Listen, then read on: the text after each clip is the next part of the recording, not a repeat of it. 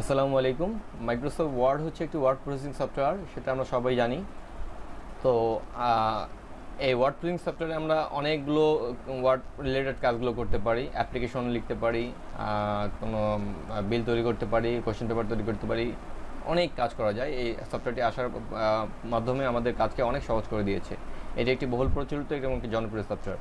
তো এই সফটওয়্যারে বা এই অ্যাপ্লিকেশনে আমরা যখন কোনো মডিফাই বা অ্যামেন্ডমেন্ট করতে চাই, অথবা কোনো ফরম্যাটিং করতে চাই, সাধারণত যদি কোনো ফরম্যাটিং করতে চাই তাহলে আমাদেরকে এই সফটওয়্যারের ভিতর ঢুকে আমাদের এই টেক্সটগুলোকে সিলেকশন করতে হয়। সিলেকশন ছাড়া সাধারণত খুব অল্প কিছু ব্যাপার ছাড়া, সিলেকশন ছাড়া কোনো আমরা ফরম্যাটিং করতে পারি না। তো আসেন আমরা আজকে দেখব কিভাবে টেক্সটকে সিলেকশন করতে হয়। তো সিলেকশন করার কয়েকটি ওয়ে রয়েছে, আমি এক এক করে সেটা দেখানোর চেষ্টা করছি। তো ধরেন এখানে একটা টেক্সট আছে, টেক্সট 1, এটাকে আমি সিলেকশন করব। সিলেকশন করার জন্য আমি যে সিলেকশন মানে টেক্সটের শুরুতে আমি কার্সর রাখবো, রেখে আমি হোল্ড করে রাখবো। হোল্ড করে রেখে আমি ডান দিকে প্রেস করে ডান দিকে যেতে থাকবো, তাহলে সিলেকশন হয়ে গেল। ওকে, এখন আমি এই সিলেকশনটিকে ক্যান্সেল করার জন্য মাউসের কার্সরটা যে কোনো জায়গায় ক্লিক করলেই ক্যান্সেল হয়ে যাবে। ঠিক একইভাবে আমি যদি ডান দিকে রাখি, কার্সরটি রেখে মাউসটি হোল্ড করে রেখে যদি আমি বাম দিকে যাই, তাহলে আমার সিলেকশন হয়ে গেলো। ক্যান্সেল করার জন্য যে কোনো জায়গায় ক্লিক করলে ক্যান্সেল হয়ে যাবে। তো ওকে, এখন আমি চাচ্ছি কোনো একটি ওয়ার্ডকে আমি সিলেকশন করব। তো যে ওয়ার্ডটি সিলেকশন করতে চাচ্ছি সেটার উপর ডাবল ক্লিক করলেই সে ওয়ার্ডটি সিলেকশন হয়ে যাচ্ছে। ঠিক একইভাবে যদি আমি নিচের দিকে সিলেকশন করতে চাই, তাহলে একইভাবে টেক্সটের শুরুতে কার্সর রেখে ক্লিক করে হোল্ড করে রাখবো, রেখে আমি নিচের দিকে নামতে থাকবো, তাহলে আমার সিলেকশন হয়ে গেল। আচ্ছা, এবার আমরা দেখব কিভাবে কোনো প্যারাকে আমরা সিলেকশন করতে পারি। তো প্যারাকে সিলেকশন করার জন্য মাউসটাকে ওই প্যারার যে কোনো একটা প্লেসে রাখবো, রেখে কোনো না থেমে অ্যাট এ টাইম 3টা ক্লিক করতে হবে, 3বার ক্লিক করতে হবে না থেমে। তো আমরা আসুন দেখি, 1 2 3 ক্লিক করলাম, আমার পুরো প্যারা সিলেকশন হয়ে গেল। আচ্ছা, এখন আমরা কি দেখতে পারি? এখন আমরা দেখব, সরি, এবার আমরা দেখার চেষ্টা করব।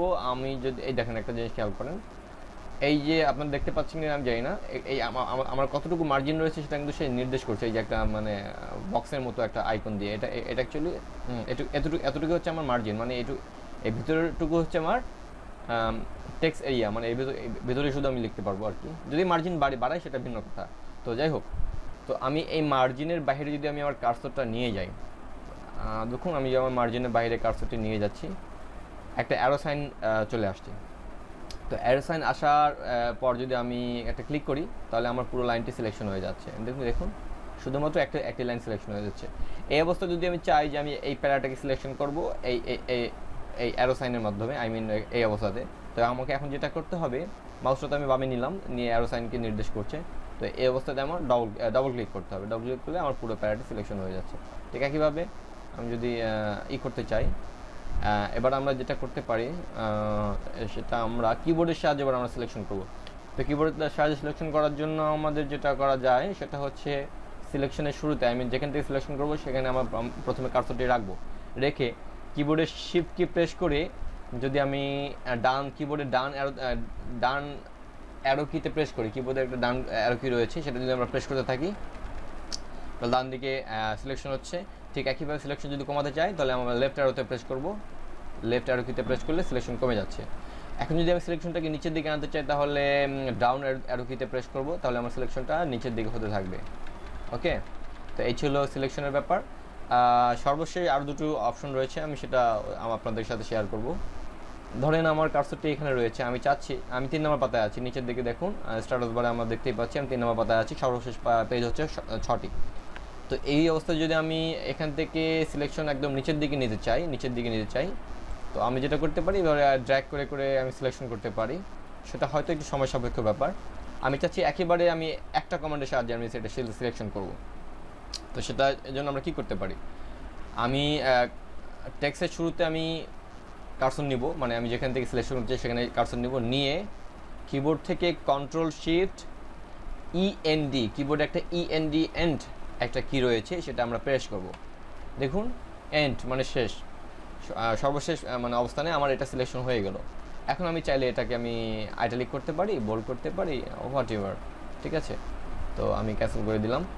তো এ তো গেল নিচের দিকের সিলেকশন। তো এখন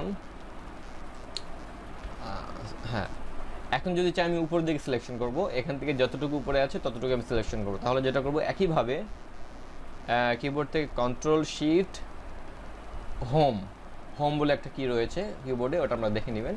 তো এটা যদি আমি পেশ করি দেখুন কি হয়, নিচ থেকে উপরে সিলেকশন হলো। এখন আমি চাইলে যে কোনো মডিফাই করতে পারি, যে কোনো অ্যামেন্ডমেন্ট করতে পারি, টেক্সের কালারটা চেঞ্জ করতে পারি, আনডু, টেক্সের কালারটা চেঞ্জ করতে পারি।